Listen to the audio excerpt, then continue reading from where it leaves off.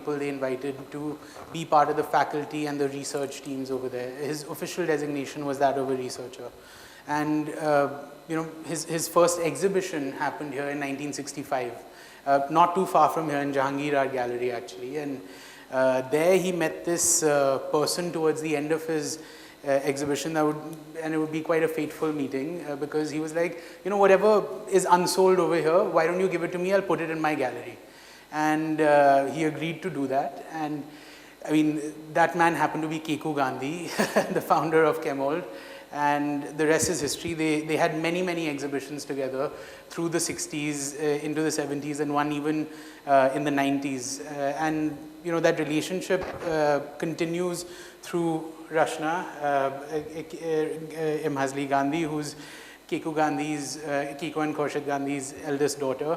Rashna is a noted Jungian psychologist, a published author. She has written on the feminine in Indian mythology, and she's really known for bridging Eastern philosophy and mythology with Jungian deep psychology. She's also a friend of ours and someone who, with a smile can make impossible things possible.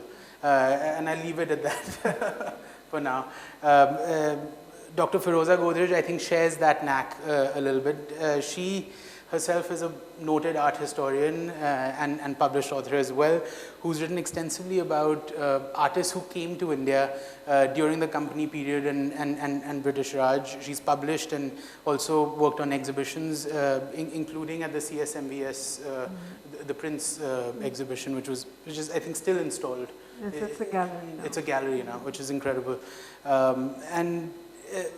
Dr. Godrej, in a previous life, was a fledgling artist herself, and she went gallery to gallery, I imagine, as a 22, 23-year-old, looking for someone to show her work, as many artists do even today. And they kept saying that you have to have prior exhibition history in order to show with us, which for an artist who's just out of college and trying to do that must be quite tough. And again, making the impossible possible, she decided to set up Simrosa Art Gallery, which really became a place for young artists back in the 70s to show their work. And she was all of 23 years old when she did this. So we're very happy to have her. She showed Haku Bhai's work very consistently through the mid-90s till his very last exhibition in 2014 called Nitya Gandhi or Eternal Gandhi. It was actually his last exhibition during his lifetime, and his last exhibition as a result in Bombay as well. So we're very fortunate to take the baton from that and have this exhibition over a decade later in this city. Thank you so much for being here, and we hope this talk is illuminating because, not only did they know him professionally, they were also close friends of Haku Bhai. So it's very special. Thank you for being here, both of you. Thank you.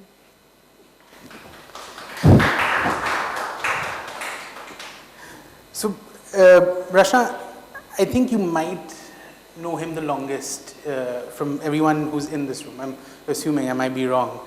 And I'm just curious, where did you first encounter Haku Bhai, and what was the art milieu at that time when you encountered him? It was at the Jahangir Art Gallery where Chemold had the first floor, and I was in JG School of Art, unfortunately doing commercial art because I wasn't allowed to do fine art because my parents said they are supporting too many artists. So Haku Bhai had a show, and I used to be half the time because JJ had too many students, so it was morning and afternoon. So I used to be JJ in the morning and in the afternoon in Gallery Chemold, doing posters and printing. And that time there was no computer and so on. It was very boring work, I have to say. But the nice thing was meeting with the artists and associating with people like Haku Bhai. And he had his show, and he was a really charming person, very simple, always dressed in khadi. Today I also decided to wear khadi in honor of Haku Bhai. He was always so simple and just a very, very loving, warm personality. That was my first, and basically for the opening, because he used to work with Eberhard Fischer, he had brought Fischer with him to Bombay. It was 1967. It was the last year I was in college. And after that I went to Switzerland in 1968, where I met Eberhard already, because he had come with Hakubai for the opening of the show. And now most of my information I have got from Eberhard Fischer, because he was so closely associated with Hakubai for several years during their research. Who was Eberhard Fischer, for those of us who don't know him? Eberhard Fischer was a young student at that time. He came as an ethnographer to India because he had finished his PhD studies in Basel, I think. Yeah, that's right, Basel. And then, but it was on Africa. And then he was asked to come to India to assist at the NID. And for several years, he and Hakubai traveled and did all kinds of exhibitions, which we'll go into a little later. But when I went to Switzerland, Eberhard and Haku were absolutely thick friends. And the first exhibition, when he became director of the Rydberg Museum, which is the big exhibition, I mean, it's the Museum for Oriental Art in Zurich. The first exhibition was on Gujarat with Hakubai on their work that they had done for years together in Gujarat. Eberhard Fischer, to most of us who are interested in classical art, he's the director of, he retired I think recently, was the director of the Rydberg Museum for many, many years, and a good friend of yours, of course.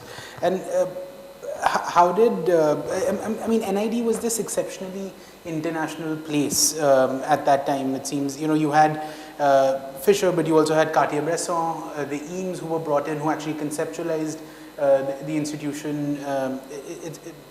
What was that space like for someone like Hakubai, who had studied art? He wasn't a designer by training. He'd been invited to be researcher at NID.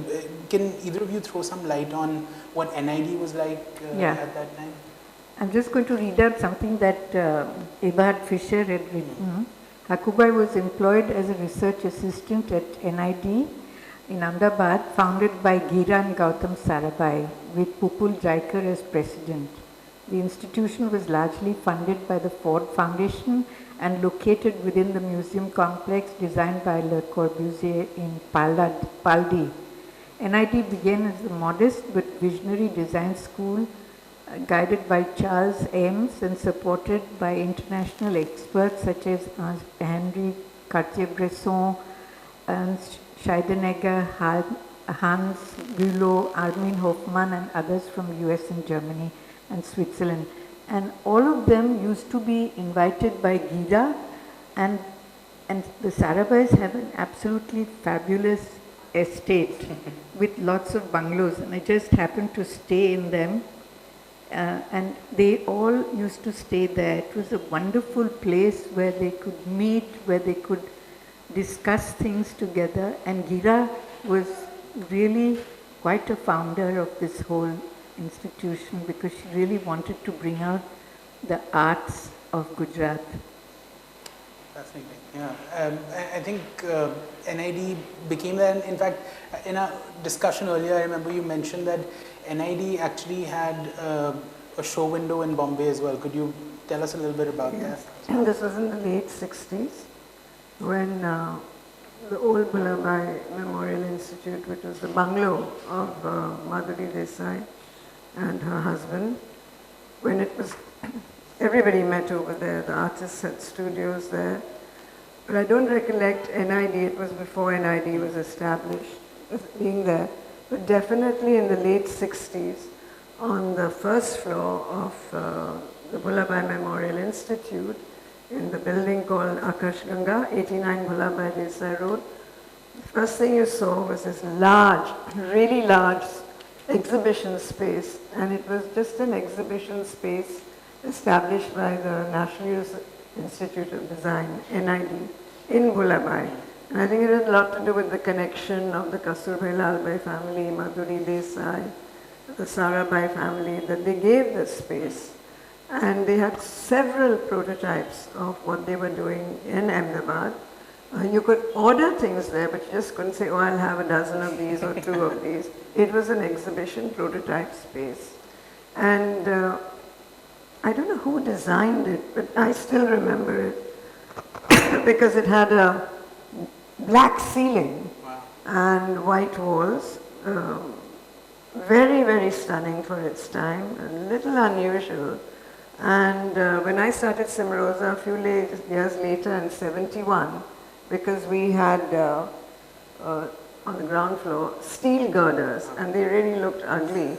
So I told my parents I'm going to paint the ceiling black. They wouldn't hear of it because it's not a very welcoming color. But I managed to convince them on 2 counts. I said black always gives the feeling of infinity. And I said, just look at the NID showroom. It's in black. So I won that point. But it was an amazing studio space, as indeed all the other studio spaces were in the new Bhulabai. The old Bhulabai had a different charm. It was a bungalow.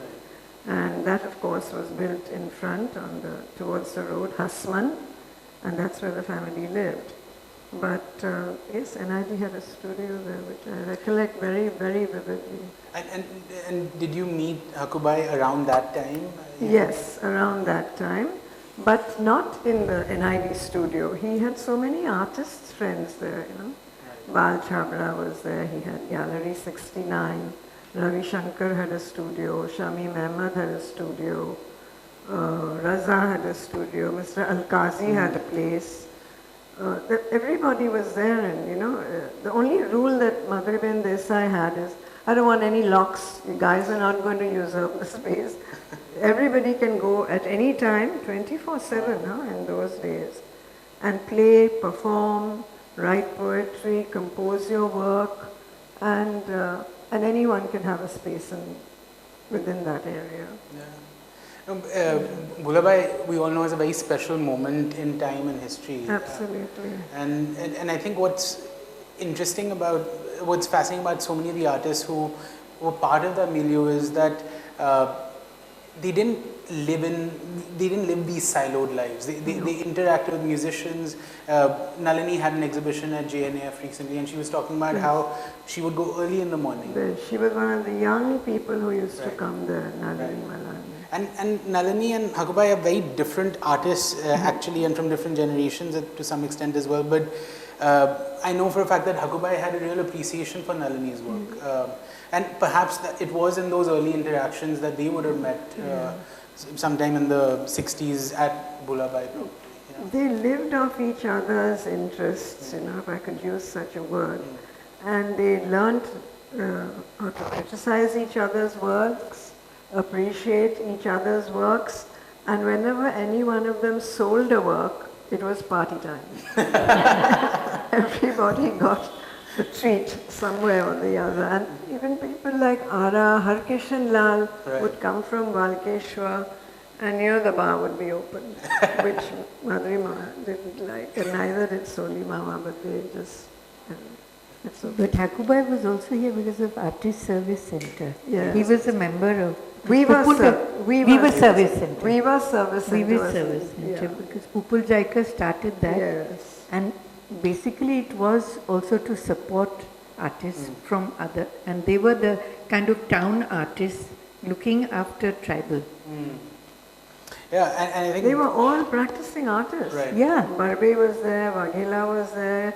Ambadas. Ambadas was there.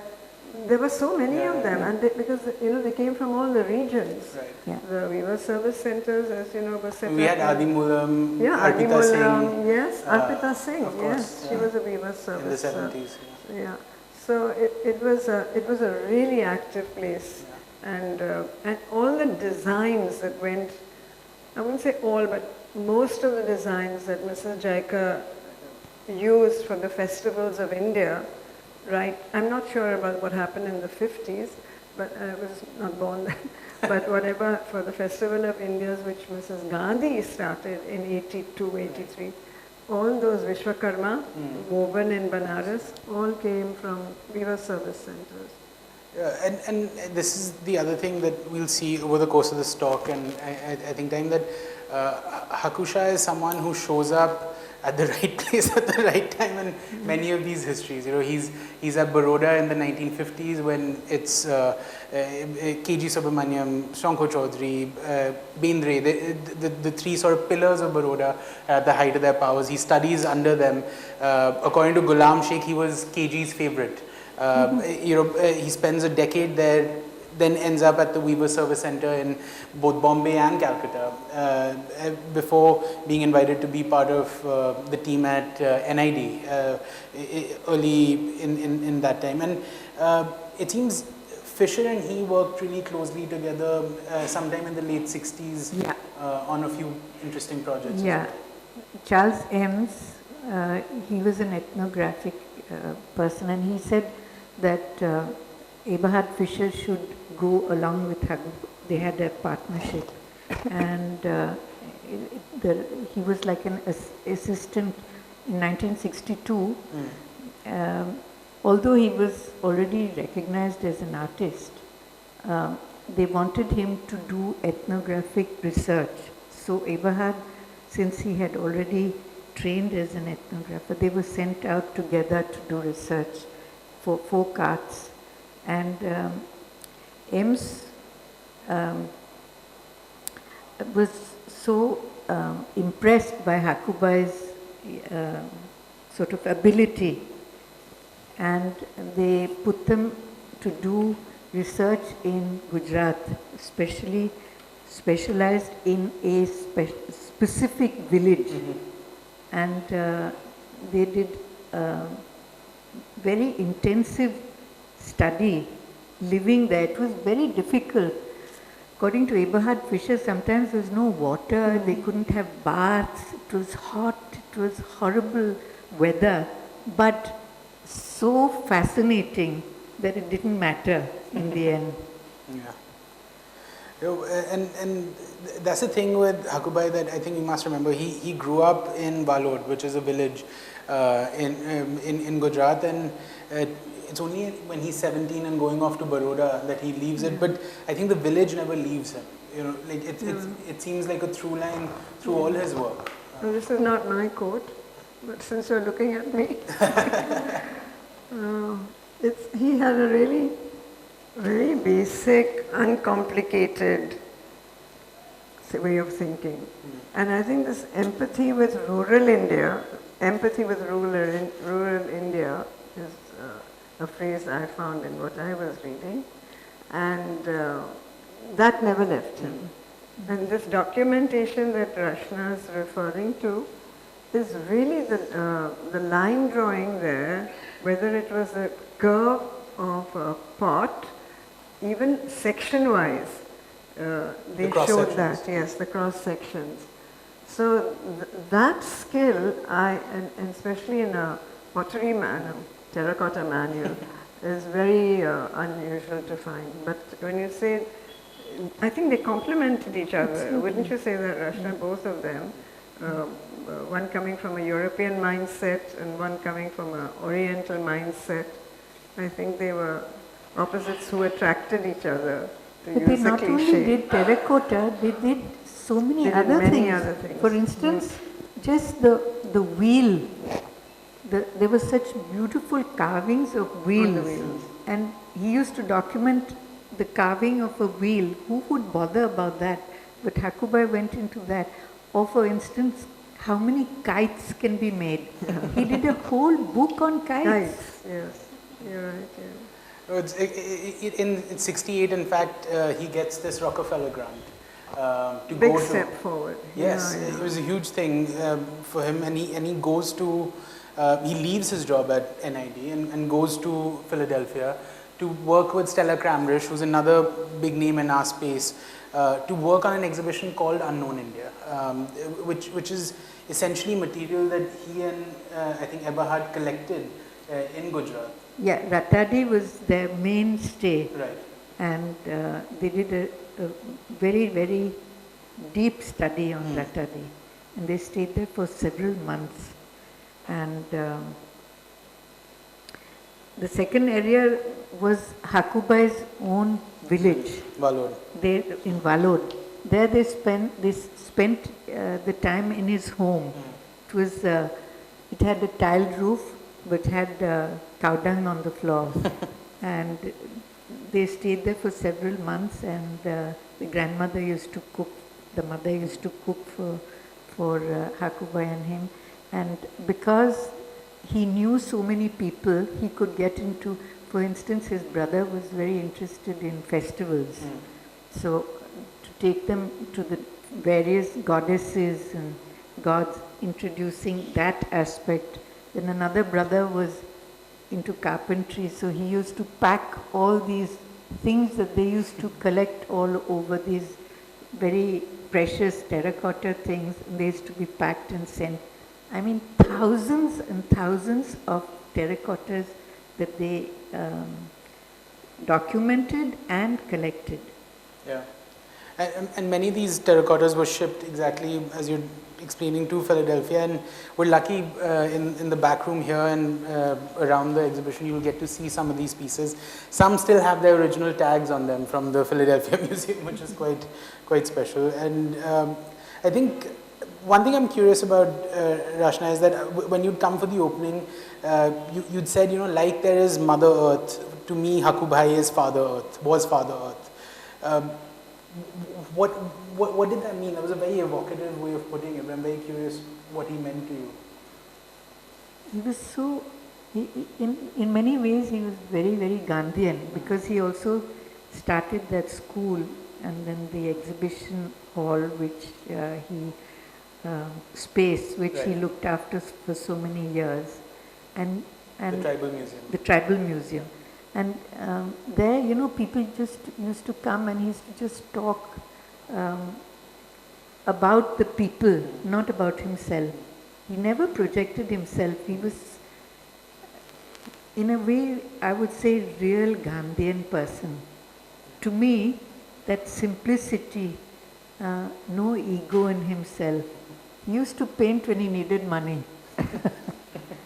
I remember my mother used to give him, because sometimes he didn't even have money to pay for the children's fees. So what she used to do is, monthly she used to send checks and then account at the end when the exhibition took place. Yeah. Those were the days. I don't know if those are good old days or bad old days, but those were the days for sure. But I think what's coming through is this sort of Gandhian ethos and this feeling that art wasn't limited for those of us who get to go to art galleries and have paintings on our walls. One thing that was unique about his practice was that he did these workshops and art camps. And I know that he had done something with you as well sometime in the 80s. I'm very curious about what that was. In the late 80s, we decided to do a workshop at our Udyachal schools in Vikhroli. And the school is based on a Shantiniketan concept of education. So a lot of open space, which we are fortunate to have. And he titled it Creativity in Hands. And it was a 3-day camp. We'd invited neighborhood schools, schools from the South Bombay, and I think there must have been about 200 or 300 children overnighting there, sleeping together in a dormitory style, using the facilities. We didn't cook our food, that was provided to us, but it was a simple meal, and there was paper, there was storytelling, there was a lot of string, very, very basic material, everything to do with creativity in hands. And of course, if some child suddenly remembered, but I have a comb in my sleeping bag. So he would show them how to make design out of just dragging the comb the teeth of the comb over wet clay. And it was a 2-day camp, and the children came up just with the storytelling and just being in that atmosphere with so many ideas of their own. So there was paper, but we also had a bit of clay on the side. So it worked out well, and he insisted that it should be a 3-day camp, because we could not, he said, I won't be able to get across to them. They don't know me, I've not taught them.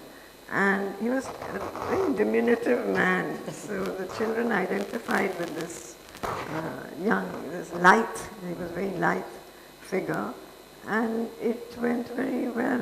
You know, it was living with minimal things to work on, but the creativity that he brought out with just this chap, just the sign of the hand. Talking about clay, he was a potter himself. Yes, he did pottery as well. He did pottery himself. Yes, and he on the wheel, sitting, squatting. You see there are old photographs, archival material and books of him sitting with the village weaver, potter and throwing on the wheel. Yes. Was this part of the workshops as well? Would he? No, we didn't do a full pottery workshop with him. That another artist. We did with Nirmala Patwardhan, but there she taught us how to fire a raku kiln, a Japanese raku kiln. And she warned us, she said, you can cook your food here, you can put your tandoori roti, you can cook chicken if you want, but you have to stay awake throughout the night feeding the fire. Wow. Yeah, it's very tough. Talking about pots also, if you see all his paintings, yes, every one of them is symbolic. They have so much of pottery in his figures also. And basically it's the hips that became, the kind of potted shape. And in fact, I came to know just yesterday when I heard Parthiv's thing that he never used a paintbrush.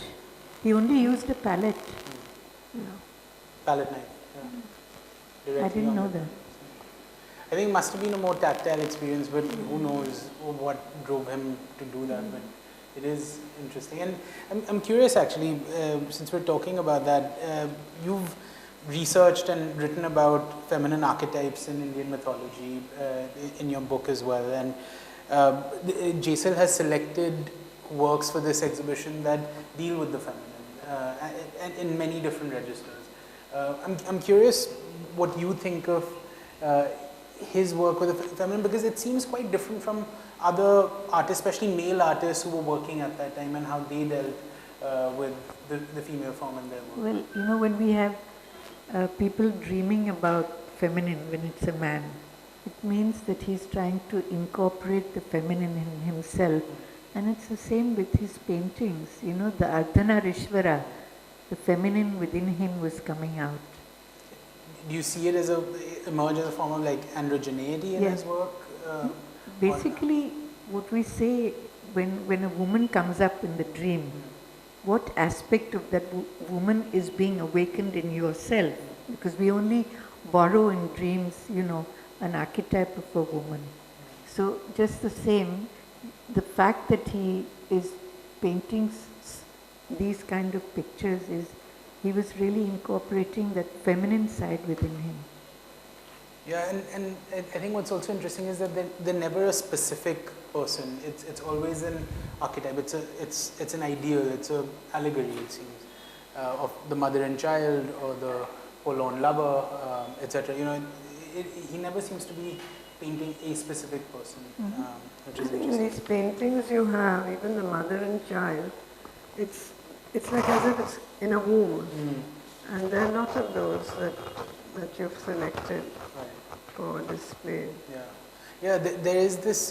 The starting point of the exhibition is Kabir's poem Ya Ghat Bheetar, which equates the human form with that of the earthen vessel. And we had a ceramicist in the other day, and she was like, even in English, the way we talk about a pot is very much like that of like a body. There's a foot of the pot, and there's a neck, and there's a lip. And I hadn't thought of that, but I thought that was brilliant. That similarity, that naturally as humans we have this equation that we create between the pot and our own bodies. We anthropomorphize it. But Ames was also very interested because he did a whole study on the lota. So it started from the lota and then, the brass lota, and he's done a research on that. Yeah. And then he goes on to pots, onto actually earthen. So this is quite a famous story actually. Are you familiar with Eames and the lota? Yes. So Charles Eames is invited to help set up NID, and he's looking for examples of homegrown, indigenous, age-old forms and design, and he discovers the lota. And I don't know, was Hakubai part of that story? I don't know. No, he did a whole study on it. Right. And Ames was very impressed because he... Hakubai did a study on Yes. it. Wow. Okay. A whole book is written on it. By Eames? Yeah, no. By Hakubai? Hakubai. Okay, I need to look this up as well. This is fascinating information. And the lota really becomes this centerpiece of how Indian design is then perceived, especially with NID and the ethnographic work they do, the research that comes after. And then, of course, the whole thing of textiles. My God. My mother used to have behind the gallery a space where it was Kemold frames. They couldn't pick up the frames from Princess Street. They opened the back office, and then they thought, well, if people are coming there, we should sell things. So then they started selling textiles there. And Hakubai was an absolute fond because, going to these villages. I mean, I have one or two experiences of traveling with my mother when she used to go for these trips. It was just fabulous to go into they used to just come and throw all the kapras, for taking away, and you could just choose the daris and the wall hangings. Till today, so many beautiful, wall hangings from that time, because these villages, it was art. Yeah. I mean, for me, it's art. And it seems like it happened more frequently then that, I don't know, I'm curious, that one would find what was known as craft, today we might call it indigenous art or other things, that there were enough spaces where it existed in the same place as modern and contemporary art, even though I'm sure that debate must have been raging even then. A very strong debate.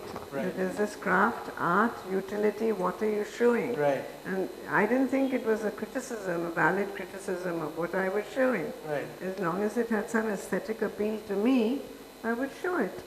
So I didn't think there was any different in showing a chair, a very well designed chair, maybe from Sanganer or a local seating arrangement, to showing a painting.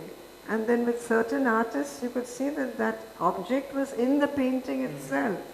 So why divorce the two? It didn't make sense. It was a natural growth.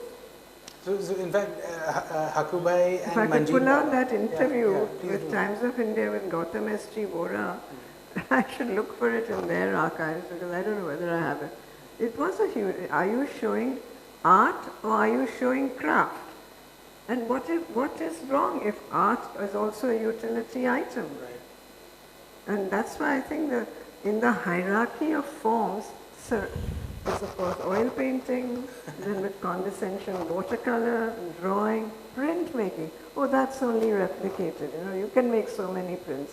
But what is an addition? Even well-known collectors need to be educated. And right at the bottom was ceramics. Because, Mirmira was doing ceramic ware in Bhadravati, the Janas were producing ceramic ware in Bengal. But they were so beautiful. Pondicherry had its own ceramic school. Yeah, and I think that's And really... Hakubai supported everything. Yeah. And he came from that ethos. I think where he saw it at the Yes, same he time. saw it. Yeah. For him, there was no difference. And we see it even in the ethnographic photographs that are part of his archive.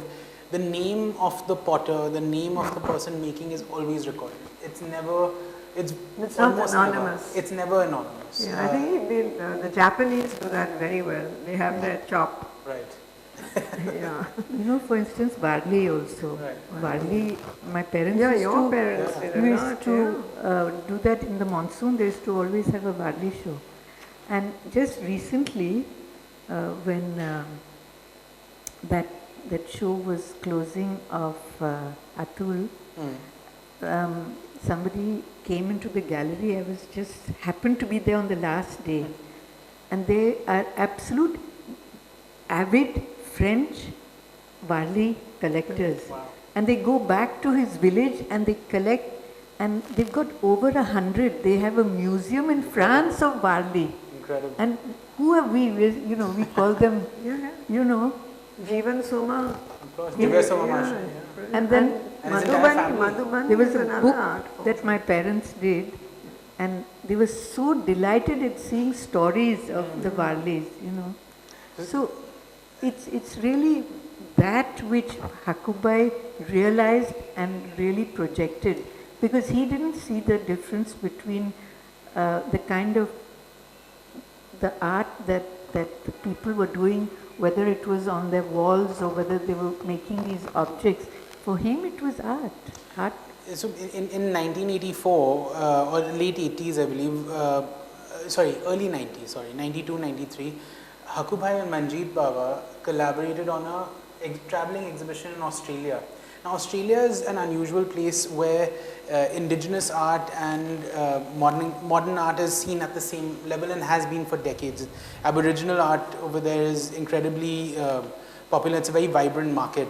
And they collaborated with, I'm forgetting the name of the institution at the moment, but they collaborated with an institution in Australia to take works of contemporary Indian artists along with what was then known as folk and tribal, today we might call it indigenous art, for an exhibition over there called India Songs.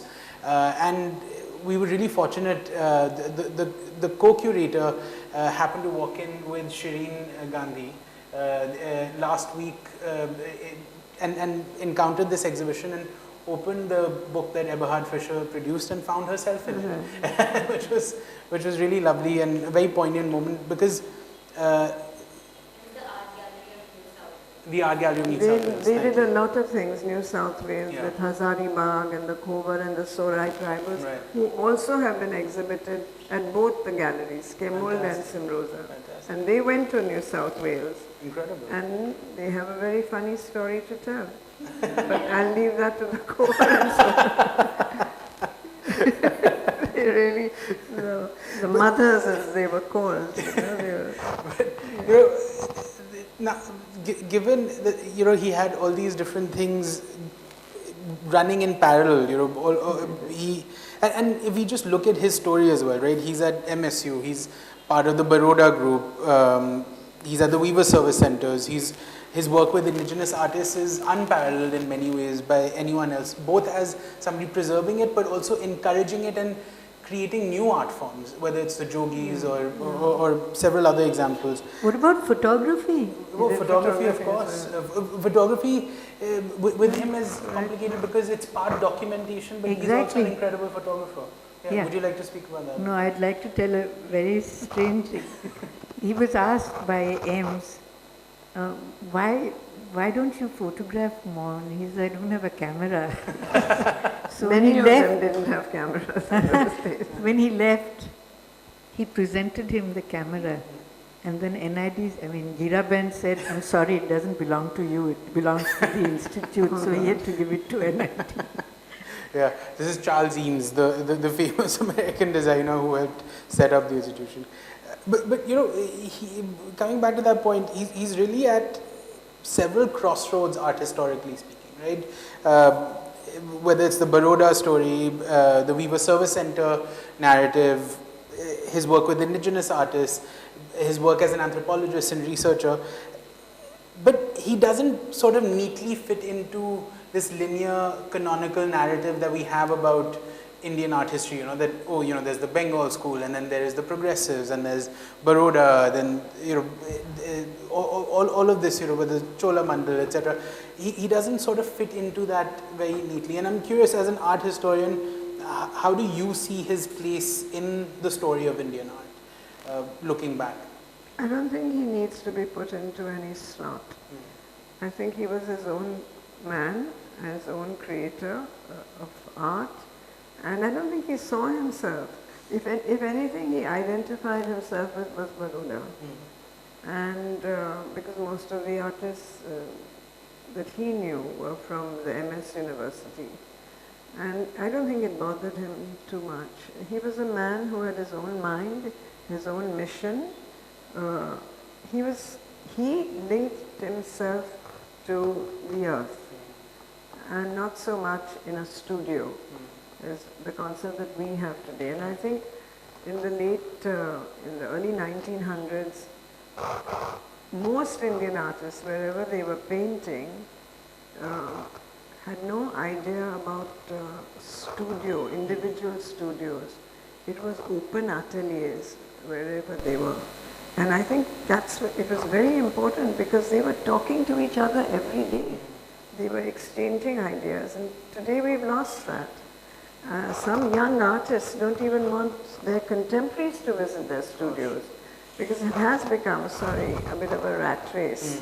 And if he's doing well with Buddha heads, then I should also start doing Buddha heads, which I find a little strange and rather upsetting as well. So I said, you do what you want to do, and you will find fulfillment, longer fulfillment in that. True. The K.G. Subramaniam, Bendre, their studios were open in MS University. And there was so much interaction between They all the lived in the students same and him. buildings, Yes. Residency bungalow famously. Yes. Yeah. And I think, speaking of KG, there's a quote that I found yesterday, which I found resonates with what both of you have said, which is that the most obvious personality trait of Haku Shah is his disarming simplicity. He is in this quite the antithesis of the usual artist or art scholar who lead to carry their egos around them like enormous rigs, and in their concern to keep them intact, lose touch with what is around. So naturally, his awareness of things and receptivity are larger, but this simplicity of his is, however, deceptive.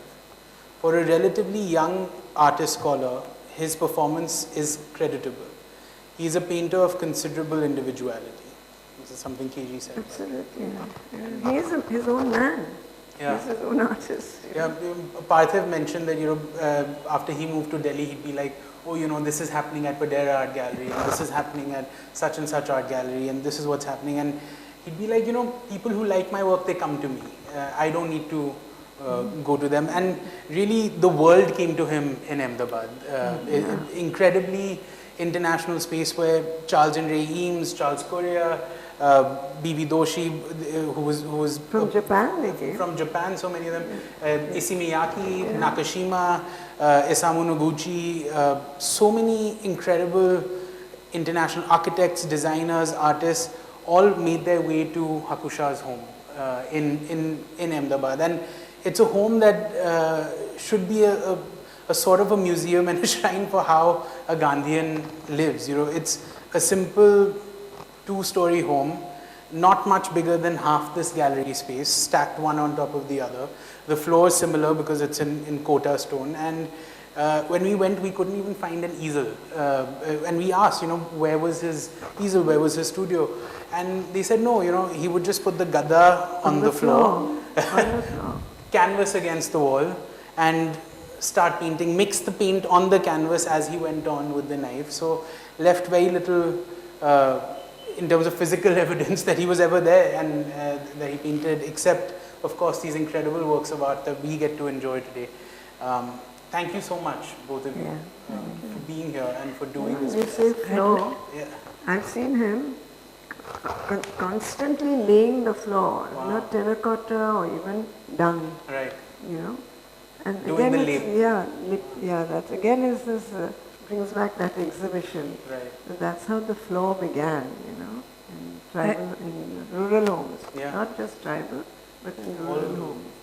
I'd like to end with one quote from Eberhard Fischer. He said, Eberhard reflected on his collaborators with several Indian scholars and artists, Jyotindra Jain on Jain art, Dinanath Pati on Orissa, Balan Nambiar Kerala, notably with his mentor B.N. Goswami, who opened the doors of the world to Indian miniature painting for him. Yet, he ends his reminiscence by saying Hakubai has somehow remained present in my behavior, my expectations, my way of dealing with colleagues in the field have all been shaped by my first and most enduring Indian friendship of all with Hakubai.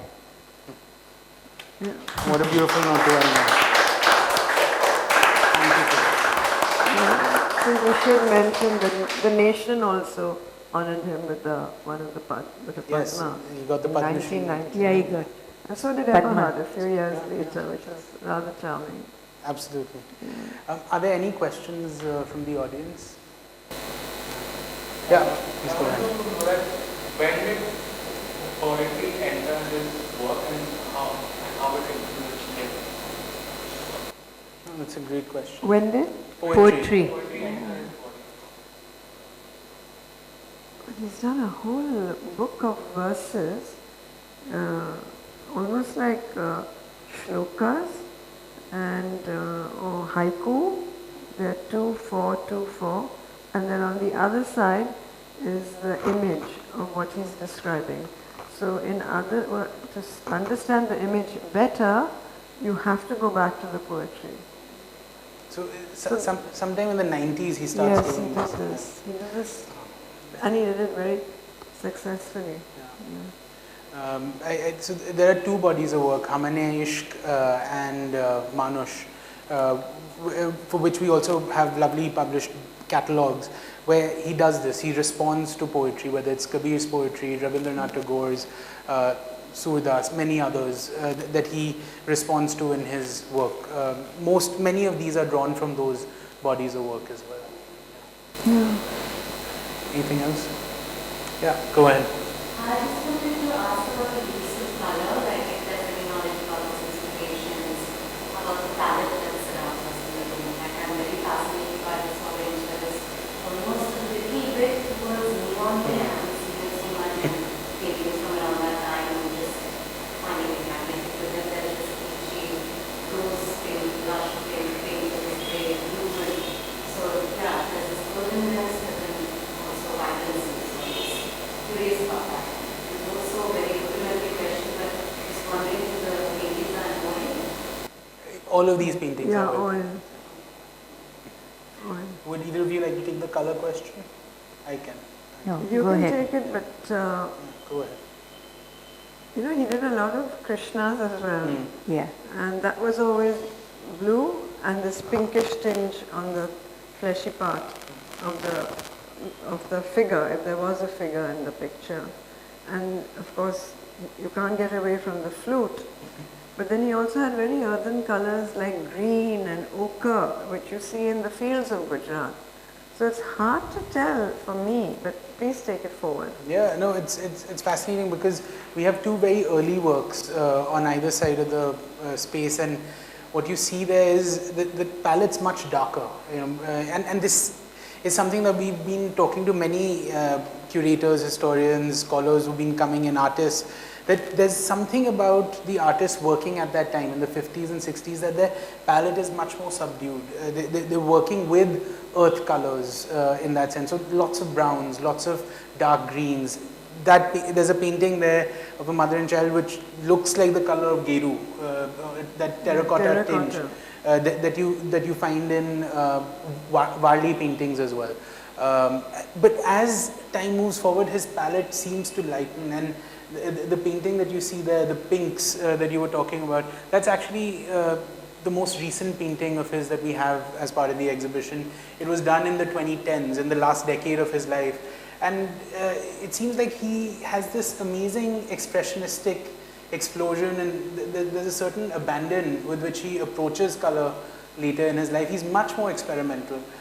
This is another painting from the 2000s where he's scratching words in, collaging elements, there's a little drawing that's added in, and the composition also completely shifts from that central figure that you see in most of his other paintings. It's a very unique work, and I think that's what's incredible about him, that within the playground and the constraints that he creates for himself as an artist, he's able to innovate, move forward, revisit same subjects, but do it in exciting and innovative new ways. And Yeah, and the colors are like that. It's a journey. Yeah. Also, don't forget Saurashtra, which is such a dry, semi-arid region, where Haku goes with Haku Shah, and in the caves where he sort of works in his early days.